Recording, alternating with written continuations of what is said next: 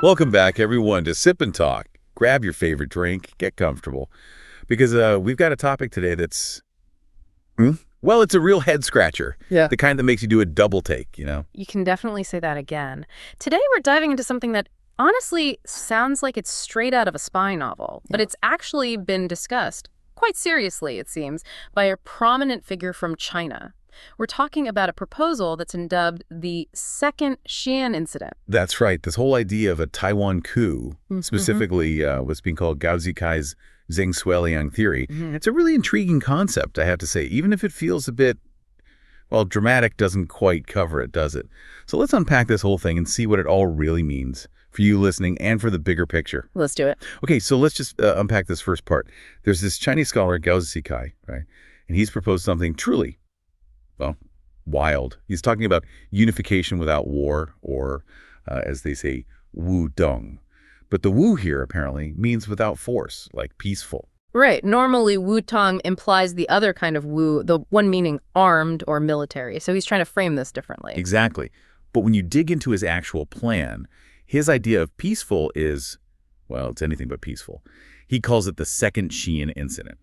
And the core idea, it's pretty chilling, actually. It's this fake peace, true coup scenario. Gao's plan basically involves what he calls inside-out action. So pro-Beijing forces already inside Taiwan working together with the PLA, China's military. Right, collaborating. And the goal? The goal is audacious. It's to eliminate Taiwan's elected officials, paralyze the whole democratic government structure, and get this, put President Lai Ching-te directly under house arrest. Wow. So not an invasion, but like an internal takeover facilitated from the outside. Exactly. Subversion, basically. Okay, so to really get this analogy he's using, we need to talk about the original Xi'an incident, right? Yeah. What happened there? Yeah, absolutely. So rewind to 1936 in China. You have this young general, Zhang Xueliang.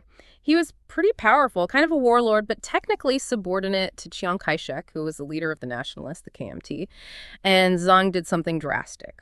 He detained Chiang Kai-shek, put him under arrest, essentially. Okay, but why? Was he trying to take power himself? No, and that's the crucial point Gao tries to borrow, though maybe twists it a bit.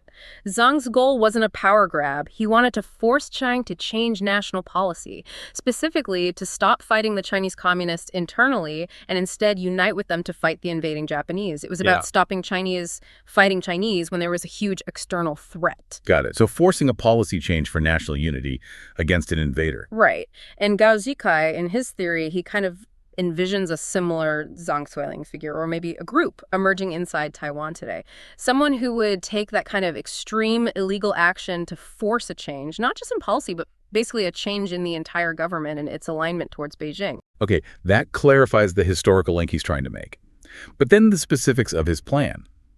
This is where it gets really weird, isn't it? Oh, absolutely. It veers into the almost absurd, yet it's presented like a serious strategy. So according to Gao, after this hypothetical Zhang Xueliang figure controls President Lai, they'd issue announcements. And the key announcement would be? Something just breathtakingly blunt, like, at the invitation of the Taiwan local government, the mainland dispatches security personnel to quickly land on the island to maintain security within Taiwan. At the invitation.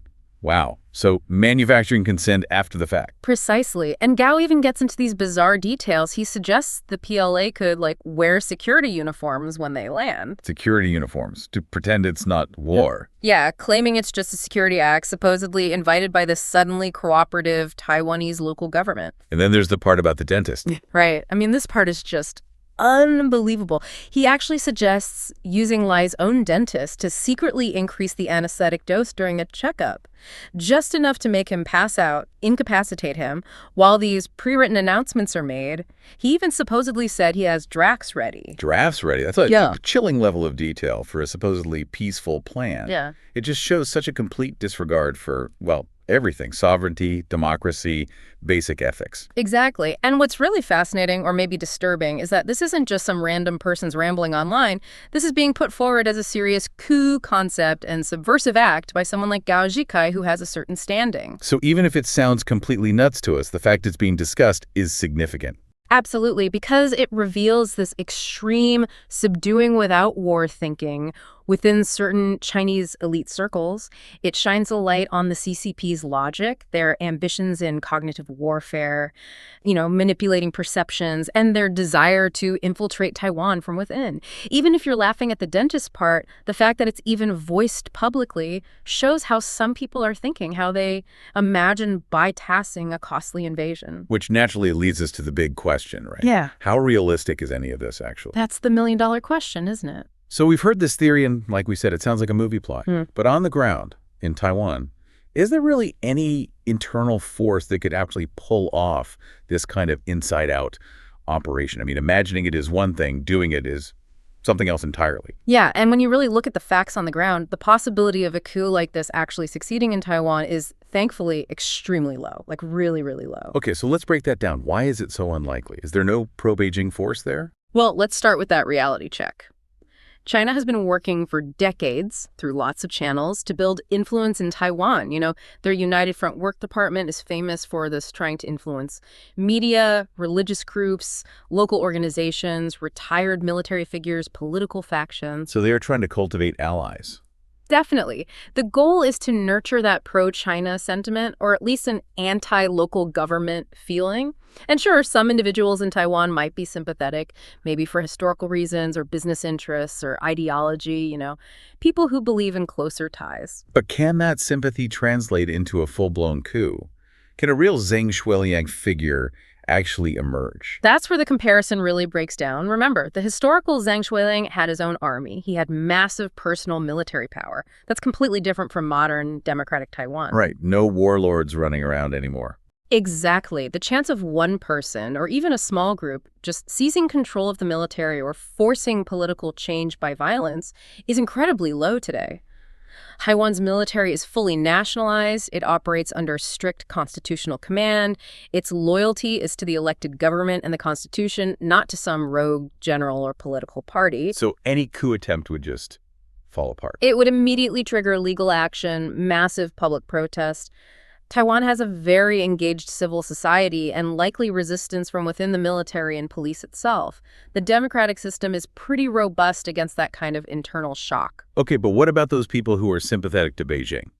Even if they don't command troops? That's another critical point. Just being pro-China, maybe wanting closer economic ties, is a million miles away from being willing to join a violent, illegal coup. Right, it's not the same thing at all. Think about it. You'd be risking everything, your life, your family, your future. It's treason. The personal cost is astronomical. Getting exposed would utterly ruin your social standing, your career, everything. Who would realistically take that gamble unless they were completely delusional or coerced? A risk-reward calculation just doesn't add up for almost anyone. Okay, so the inside part of the inside-out plan seems really weak. What about the psychological angle? Beijing's good at information warfare, right? Oh, incredibly good. And they absolutely exploit this peace versus war narrative. It's been a constant theme for years. The message is relentless. Support the DPP, Taiwan's current ruling party. That means you're provoking China, and that means war. Trying to scare people into compliance. Exactly. It creates this false choice, suggesting that peace and stability can only be guaranteed if the opposition KMP is in power, or if Taiwan just accepts Beijing's terms. And that narrative can be persuasive, especially for older voters or maybe some KMT supporters who just really prioritize stability above all else. And this fits into their bigger strategy too, right? Divide and conquer. Yeah, perfectly. It's sometimes called tearing to rule. It's kind of like echoes of the Cultural Revolution tactic of provoking masses to fight masses. The CCP strategy is often about preventing Taiwan from forming a strong national consensus. If they can keep different political groups suspicious and hostile towards each other, Taiwan becomes weaker internally. Making it harder to stand up to external pressure. Precisely. It creates divisions that Beijing can exploit, giving them more room to maneuver with their influence campaigns. It's less about winning hearts and more about sowing chaos and distrust. And the information environment feeds into this. Conspiracy theories and stuff. Yeah, unfortunately, you have segments of the population, maybe older folks or people in certain communities, who might get most of their news from Chinese state media or biased local outlets. They can become susceptible to narratives like, Taiwan independence is a secret plot, or the U.S. is just using Taiwan like a pawn. So they might actually believe a coup is necessary for peace. Some might, mistakenly. If a coup happened under this guise of peaceful unification or a security operation, they might genuinely believe it's a way to avoid war, not realizing it's the destruction of their own democracy. That's the danger of effective cognitive warfare. Okay, but Taiwan must have defenses against this, institutionally. Absolutely. The democratic system itself is a huge defense. You've got separate branches of government, executive, legislative, judicial, a super diverse and free press, a really active civil society. It's incredibly hard to just paralyze all of that simultaneously with one quick strike. Even if they somehow got control of the top leadership for a bit. The rest of the system would react. Exactly. Local governments would react, the international community would react, civil society groups would be on the streets.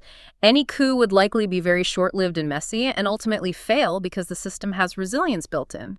And the military and police. They're aware of these threats. Highly aware. Taiwan's intelligence agencies have really stepped up their game on anti-infiltration measures precisely because of this increased cognitive warfare from China. They have early warning systems, legal tools like the National Security Law, and the Anti-Infiltration Act, specifically designed to prevent people from helping hostile forces subvert the government. They're actively working against these scenarios. What about how this looks to the rest of the world? That's another huge factor. Gao Zhikai's remarks, even just talking about this stuff, actually kind of backfire on China internationally. They reveal this mindset, a total disregard for international law, for due process, for the democratic will of the Taiwanese people. So a scripted coup wouldn't fly internationally? No way. It wouldn't gain any legitimacy. It would shatter any remaining illusions anyone might have about peaceful intentions from Beijing. It would be seen exactly for what it is. Aggression disguised as something else. So, okay, it sounds like despite all the wild talk, Taiwan has some pretty serious, built-in firewalls against this kind of thing. Exactly. Which brings us back to the main point. It's not really about the feasibility of Gao's coup plan succeeding, because that's incredibly low. It's about what this kind of discussion reveals about Beijing's true intentions and how they're thinking. So what does it reveal? Well, this discourse, even though it sounds absurd, is significant because it shows some Chinese elites are openly thinking about ways to bypass war to take Taiwan. It suggests they might be upgrading their old United Front tactics towards something more aggressive, like a quasi-armed subversion. And it could also be them just testing the waters. Could be. Right. Seeing how Taiwan reacts, how the international community reacts, maybe even trying to identify potential collaborators or weaknesses inside Taiwan. Paradoxically, this kind of talk might actually give Taiwan security agencies valuable intelligence to work with. So what's the key takeaway for someone listening to this part? I think the main thing is, in a strong democracy like Taiwan, with votes, free speech, strong institutions, these coup fantasies are just really, really hard to pull off. Transparency and public vigilance are democracy's best defenses. And it underscores why civic education about these kinds of political tactics is so important. Understanding things like non-military coups or peace illusions. Yeah, because we've seen variations in Hong Kong, Myanmar, historically in Russia's neighborhood. People need that psychological immunity to recognize manipulation when they see it. And allies should be watching too. Definitely. If pro-Beijing groups or media in Taiwan suddenly started echoing these coup ideas openly, that would be a huge red flag requiring immediate attention and countermeasures. And the data backs this up, right? Most Taiwanese don't want unification. Overwhelmingly so. Polls consistently show over 80% prefer the status quo or lean towards independence, with only around 12% supporting unification under current conditions. There's just no popular mandate for it. Add in Taiwan's professional military and strong international support, especially from the U.S., the odds for a successful internal rebellion are just minuscule. Okay, this is where it gets really interesting for me. Yeah. Because if we zoom out, connect this to the bigger picture, it feels like this isn't just about Taiwan. It's about understanding these patterns of influence, right? These tactics. Absolutely. Looking at historical examples really helps illustrate the methods Gao's plan, however crude, seems to draw from. Like Hong Kong. What happened there leading up to 2019? Hong Kong is a really crucial and tragic case study. Yeah. Beijing used the one country, two systems promise, which was supposed to protect Hong Kong's autonomy. They used it as cover to gradually infiltrate Hong Kong's political system, starting way back around 2003 even. How did they do that? Subtly over time. Getting pro-Beijing figures into district councils, the legislature, controlling media. You saw TVB news becoming much more pro-Beijing, even changing school textbooks to remove sensitive democratic content. They also worked hard to split the pro-democracy camp, making them less effective, while suppressing dissent through arrests and intimidation. It was the slow erosion. Until the extradition bill in 2019 just blew the lid off. Exactly. That sparked the massive protests and marked Beijing shifting from that slow, non-military erosion to outright violent suppression. And the final outcome, the national security law, which basically crushed democratic opposition and gutted Hong Kong's autonomy. So the chilling parallel for Taiwan is if they're not vigilant against that slow infiltration. It could gradually weaken freedoms and governance, creating vulnerabilities for a more drastic move later. It's like death by 1,000 cuts disguised as normal politics. Okay, what about Myanmar? That was much more sudden, wasn't it? Yes, Myanmar in 2021 is a starker example, closer perhaps to the speed Gao imagines, if not the method. Aung San Suu Kyi's party won the election decisively. The military just alleged fraud with no real proof. And then they just moved in.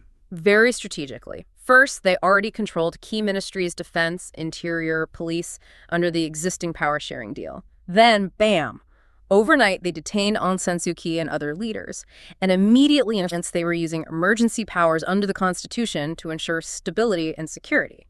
Using the Constitution to overthrow the Constitution, basically. Pretty much. A legal pretext for an illegal seizure of power. The outcome was chaos, brutal crackdowns, international condemnation, and a huge setback for democracy there. And that mirrors Gao's idea of using a pretext, like instability or an invitation. Exactly. Creating a false justification, we had to step in for stability to end an elected government abruptly. It's a classic coup playbook. And the Soviet examples, how do they fit? Well, during the breakup of the Soviet Union, and even before, Moscow often used a combination strategy in places trying to break free, like the Baltics or Eastern Europe. It involved heavy propaganda to discredit independence movements, sometimes trying to incite internal chaos or conflict, and then backing pro-Russian politicians to take over the Lukashenko model in Belarus is a modern example. So creating chaos and then stepping in as the stabilizer. Right, interfering under slogans like supporting stability while painting the opposition as foreign agents or dangerous radicals. Right. And if that didn't work, it could escalate to direct military support for pro-Russian groups like we saw in eastern Ukraine, or even direct intervention. So Gao's plan is kind of borrowing from that invited entry or legal pretext idea to try and legitimize a takeover. It certainly seems to echo that strategy, trying to create a narrative, however false, that their intervention is somehow requested or legally justified to try and dampen international backlash. This brings up a fascinating point. What's the actual discussion like inside China about these ideas? Is Gao Zikai just a lone voice? That's a really important question. And no, it doesn't seem like he's entirely alone in this type of thinking, though his specific plan is quite extreme. Since around 2022, the official language around peaceful unification has definitely shifted in some internal Chinese discussions. You started seeing terms like silent unification. Meaning like a quiet takeover. Kind of, a gradual absorption, or cognitive unification, focusing on changing Taiwanese identity and mindset. And even soft coup has been floated in some academic circles. Soft coup, wow. Yeah, and some scholars openly talk about Taiwanese governing Taiwan, but what they mean is letting pro-unification Taiwanese voices take the lead, effectively silencing opposition to make unification seem like an internal Taiwanese decision. So Gao's plan, maybe it's like a trial balloon. It could very well be acting as a sounding balloon for Beijing, test the waters, see how Taiwan reacts, how the world reacts. And maybe it subtly encourages pro-Beijing factions in Taiwan to propose their own, less drastic, soft push versions of unification, moving things in Beijing's direction without overt force. It's like pushing the envelope to see what's possible. Exactly. And it's significant that state media in China in 2024 really started emphasizing this phrase. It's not armed unification, but unification by governing Taiwan. Framing it as an internal governance issue, not an external attack. Right, and you see this constantly in outlets like the Global Times. They love highlighting any criticism of Taiwan's president like Ching-te or Tsai Ing-wen before him, especially from retired Taiwanese generals or KMT figures. Painting them as provocateurs. Constantly. They push this narrative that Lai is a radical pro-independence figure to try and make the international community think that maybe some kind of intervention or coup might be necessary for stability, preparing the ground psychologically. Okay, but legally, internationally. Would anyone actually buy a fake voluntary government set up this way? Almost certainly not. International practice is pretty clear. Regime changes that aren't democratic, especially with foreign meddling, usually aren't recognized. Think Myanmar, think Crimea, widespread condemnation, non-recognition. The UN Charter doesn't allow this invitation trick. No. The Charter prohibits using force or threatening force to interfere in another state's affairs. Claiming you were invited by a puppet regime you just installed wouldn't hold water legally. It's transparently illegal interference. And what about the U.S. and Japan? Their security agreements? That's a huge deterrent. If China's military, the PLA, was involved in any way in such a coup, even just providing backup, the U.S. and Japan, under the Taiwan Relations Act and their security treaty, would very likely see that as aggression. That could trigger a major regional crisis in response. Even if it was supposedly internal forces starting it? Even then, the U.S. might not see it as purely internal, especially if Beijing's hand was suspected or if it led to chaos and instability that threatened regional peace. The lines get very blurry very quickly. So wrapping this part up, what does it all mean? It sounds like Gao's idea is less a real plan and more like a dangerous fantasy. Or maybe, more accurately, a script for a war in the name of peace. It's a deceptive strategy. The chances of it working are extremely low because of Taiwan's democracy, its military international support. But the intent behind it, the willingness to consider such subversive tactics, that's very real and needs constant watching. Okay, we've really dug into Gao Zikai's second Xi'an incident proposal. But now there's this counter-argument that's emerged, which I find really fascinating. The idea that the true spirit of Zhang Xueliang, if it were to appear today, should actually be in China. What's that about? How does that flip the script? Yeah, this is a really insightful perspective, isn't it? It completely reverses the narrative Gao is trying to construct. It argues that the real spirit of Zhang Xueliang isn't about launching a coup to betray freedom or sacrifice another country like Gao suggests for Taiwan. Instead, it's about something much more fundamental, preventing your own leader from leading your own people down a disastrous, self-destructive path. It's about stopping war, preserving your own nation. Okay, so let's revisit the original incident again through that lens. Zhang stopped Chiang. Why? Remember, Zhang detained Chiang not for personal power, but to force a change in national policy. He was Chiang's subordinate, yes, but he saw Japan carving up China while Chiang was focused on fighting the communists. He felt Chiang's policy of internal peace first, then external resistance, was disastrously wrong given the immediate existential threat from Japan. So his motive was saving the nation from a leader's mistaken policy. Exactly. Preventing the national leader from sticking to a disastrous course that could lead to national collapse and extinction. It was about forcing a correction to save the country, not seizing power. Okay, so how does that apply to China today? Well, the argument goes, if China's current top leader is perceived by some within China as pushing the nation towards extreme nationalism, towards potential conflict, towards internal hardship, then following the true spirit of Zhang Xueliang wouldn't mean a coup in Taiwan. It would mean that those who should truly be detained, metaphorically or otherwise, are the hardliners in Beijing who are pushing those potentially disastrous policies. So it becomes about internal accountability within China. Precisely. It reframes the Zhang Xueliang spirit as stopping self-destructive policies from within, prioritizing the well-being of the Chinese people and nation over a leader's potentially dangerous course. It's about averting catastrophe at home. Wow, that really does flip the script. And when you think about the pressures inside China, the economy, the controls, it does make you wonder why something like that isn't more likely there in that sense. Exactly. If you connect it to the bigger picture, the sheer weight of internal pressure on the Chinese people arguably makes a Zhang Xueliang-style action again, meaning stopping a leader from a ruinous path far more justifiable or perhaps necessary there than anything like a coup in democratic, stable Taiwan. Can you paint a picture of that internal pressure? Well, look at the facts. Education.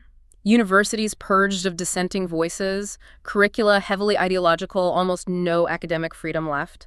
The economy. Yeah. Youth unemployment is so bad they stopped publishing the data. There's a massive real estate crisis, huge local government debt, widespread economic pain. And the controls on speech. Tighter than ever. Social media accounts vanish. AI censors everything. Saying the wrong thing can genuinely land you in jail. There's this intense military atmosphere.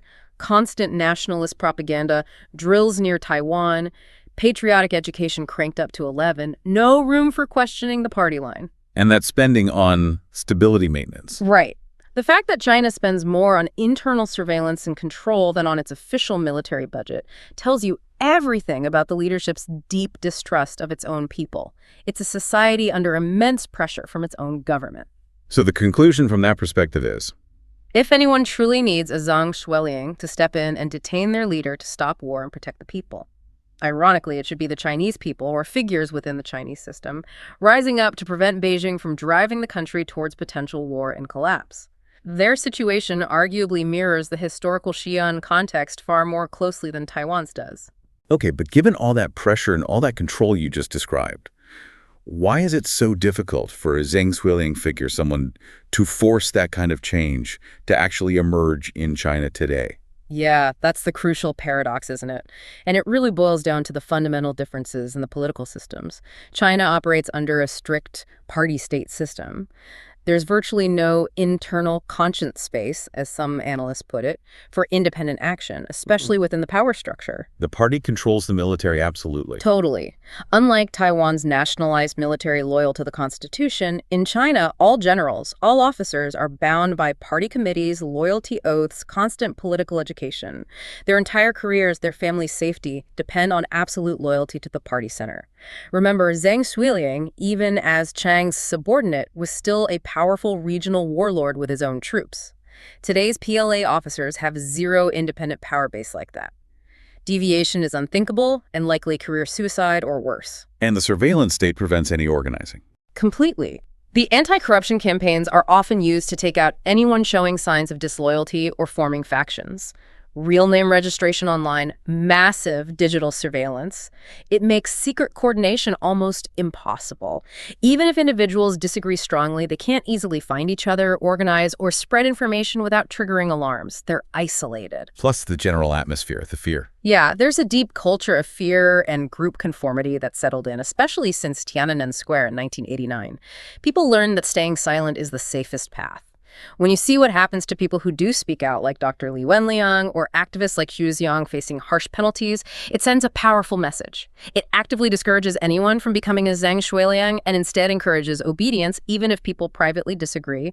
The system breeds conformity through fear. So given all that, what is the real modern meaning of the Zhang Xueliang spirit then, if it's not about coups? The true spirit, applied today, really has to be about preventing catastrophe from within. It means on the brink of war, having the courage to pull back a leader's reckless behavior. It means using extraordinary means, maybe not detention, but perhaps internal resistance or brave counsel, to pause extraordinarily mistaken decisions. And fundamentally, it means speaking for the people what cannot be said. No more bloodshed for the common folk. That's the core of it. So under that definition, Gao Zika's idea is just wrong. It's a complete distortion, even a perversion of the historical spirit. Because right now, the one pushing towards potential war is the Chinese government. The one being threatened, trying to preserve peace and its democracy, is Taiwan. Gao flips the roles entirely. Zhang Xueliang acted to unite against an aggressor, not to aid an aggressor in taking over a peaceful neighbor. Okay, so let's bring this section together. The real question, to fight or not to fight, rests with Beijing, Xi Jinping and the leadership there. And who should be stopped in this true Zhang Xueliang spirit? The hardliners in Beijing pushing aggressive policies, not Taiwan's elected leaders. And the modern Zhang Xueliang is someone inside China who dares to challenge a potentially disastrous path, risking everything to prevent war. And who most needs that kind of peaceful coup or change in direction? Arguably, the 1.4 billion Chinese people living under that high-pressure system, not democratic Taiwan. And there's data suggesting maybe not everyone in China is on board with war. Absolutely. Even official or semi-official surveys hint at this. One showed only about 55% support armed unification, with a significant 33% opposing it. That's a major internal division. Plus, the economic pain, the potential cost of war-like sanctions, that could definitely push more people towards opposing military action. And historically, militaries have sometimes influenced policy, haven't they? Yes, though it's much harder now. But theoretically, if senior PLA figures saw a war as truly catastrophic for China, internal resistance or a Zhang Xueliang-like intervention, maybe in the form of strong dissent, isn't entirely impossible, just very difficult. And societal values do change. There's likely a growing segment of the Chinese population that genuinely favors peace, forming a kind of silent anti-war constituency. We've seen glimpses of it. Okay, so you mentioned that glimmer of anti-war sentiment in China.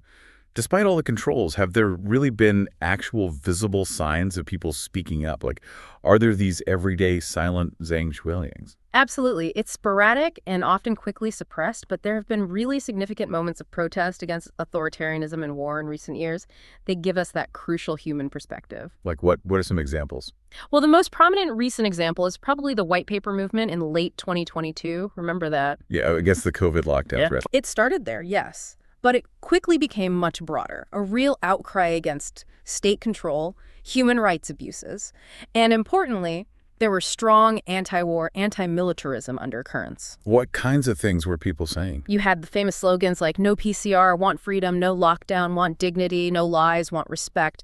But then it escalated to things like no cultural revolution, no leader worship, don't be a slave, be a citizen. Mm-hmm. And crucially, chants like oppose militarism, oppose all forms of war were also heard. While not always explicitly about Taiwan, it showed a clear rejection of that kind of state violence and war footing, especially after the lockdowns felt like the government was waging war on its own people. Wow. Any other examples, maybe related to Ukraine? Yes, during the start of the Ukraine war in 2022, despite China's official pro-Russia line, a lot of intellectuals and citizens expressed opposition online and even offline. There were anonymous posters seen in Shanghai saying things like, refuse to be an accomplice to imperialism, Ukraine is not China's enemy. Really brave. Incredibly brave. There was a Tsinghua University student comment that went viral briefly, asking, is Ukraine today, Taiwan tomorrow? Of course, it was deleted instantly. And a post on Zhihu, that Q&A site, saying, the day China attacks Taiwan is the day your son goes to war. Also deleted immediately, but the comment section apparently exploded with agreement before it vanished. It hit a nerve. And you mentioned a reporter, Gao Yu. Yeah, Gao Yu, a veteran journalist, famously warned against conflict, saying something like, don't exchange common people's children for your dreams, referring to Taiwan. She pointed out, it's not you the elite's fighting, it's rural kids, not you dying, it's poor families. That resonated hugely on Weibo before being censored. It highlighted the class dimension of who pays the price for war. So people are finding ways to express this, even with censorship. Yes, through really creative, covert means, lots of emojis, sarcasm, coded language online, things like, war is for the rich to say do it, for the poor to say why, or really personal stuff like, my child cannot bleed for your achievements, or challenging the elites. If you want to fight, send your son first. Even dark humor, like the reincarnation comment. Yeah, so-called armed unification means the Communist Party helps you reincarnate. It's grim, but it's a way of expressing the horrific human cost. These things get scrubbed fast, but they spread through VPNs, word of mouth. It shows a real, if suppressed, anti-war feeling. That's incredibly powerful, hearing those voices. It really humanizes it. But let's circle back one last time to the original Zhang Xueliang himself. He lived to be 100. How did he feel about his own famous action, the Xi'an incident, later in life? Did he see himself as a hero? That's such an important part of the story. And no, he absolutely did not see himself as a hero. Quite the opposite in many ways. His famous quote really sums it up. I am not a hero, I am a sinner. It was just that era that forced me to do it. He felt immense regret, or at least a heavy burden. So he regretted forcing Zhang to fight Japan.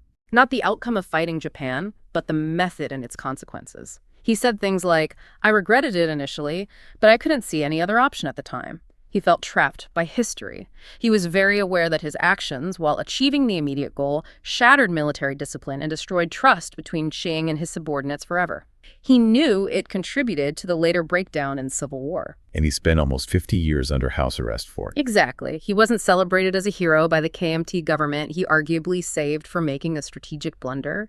He paid a huge personal price, giving him decades of quiet time to reflect on the uncontrollable consequences. He came to see the KMT-CCP cooperation as fragile and ultimately leading to more conflict. He even mused, chillingly, that if Zhang had died during the incident, China might not have won against Japan, making him a national sinner. He wrestled with the what-ifs constantly. How did he spend his later years after finally being freed? Very quietly. He studied, read the Bible, lived simply. He completely avoided politics. Crucially, he refused to be used as propaganda by either side, the KMT or the CCP. He rejected the CCP's label of anti-Japanese national hero and stopped the Chang family from using him too. He just wanted to be left alone with history. It seems so. His refusal to be glorified shows he never saw violent power seizure or forceful remonstrance as something inherently good or heroic. He saw it as a tragic, dangerous necessity with profound, often negative, long-term effects. Okay, so bringing it all together, Zhang's own deep reservations and regrets, alongside these modern, brave, but often silent Chinese voices opposing war. What's the connection? It creates this really powerful link between history and today's reality, doesn't it? That fundamental, agonizing question: should you use extraordinary, dangerous means to change a potentially disastrous national policy? Zhang saw it as a terrible choice with uncontrollable consequences. Today, many in China seem to feel that same desire to prevent disaster, but lack any safe way to act, forced into silence or coded protest. Was it worth it? Zhang wrestled with that his whole life. And today, the white paper protesters, the emoji users, the people whispering dissent, they are, in a sense, the silent Zhang Xueliangs of our time, asking if the current path is worth the potential cost in blood and treasure. They're echoing his doubts. And who should be that modern, forceful remonstrator? Zhang saw it as a burden fate forced on him. Today, the spirit of that burden, the desire for peace and rational leadership, arguably resides most strongly with the Chinese people themselves, yearning to avoid being dragged into a war they may not want. Wow. Well, that was quite a journey, wasn't it? Digging into this proposal that started off sounding almost bizarre, but led us to think about history, geopolitics, and individual courage in some really profound ways. What a discussion. It really was. And, if we connect it all back, it just underlines how important it is to understand these narratives, even the outlandish ones, because they tell you so much about underlying intentions, fears, and strategies. Being well-informed means looking beyond the surface. Absolutely. And just a reminder, as always here on Sip and Talk, our goal isn't to criticize or take sides with any country or group. We're really just trying to provide objective facts, different perspectives presented in various analyses so that you can explore them and think critically for yourself. That's exactly right. Our whole aim is to encourage that independent thought, to get you questioning what you hear, wherever it comes from. It's about piecing things together and having those aha moments on your own. So what stands out to you after all this? What are you still mulling over from this whole discussion about Gao Zikai's theory and the real spirit of Zhang Xueliang? We'd genuinely love to know your thoughts. And hey, before you head off, please don't forget to subscribe to Sip and Talk wherever you get your podcasts. It really helps us out. And while you're at it, definitely check out our good friend Micky's YouTube channel, Micky to Life. He just dropped a fantastic new Korean travel and food vlog. Seriously, you don't want to miss it. Amazing adventures and even more amazing food. Go check it out. Definitely do that. Until next time, keep sipping, keep talking, and keep thinking. See ya.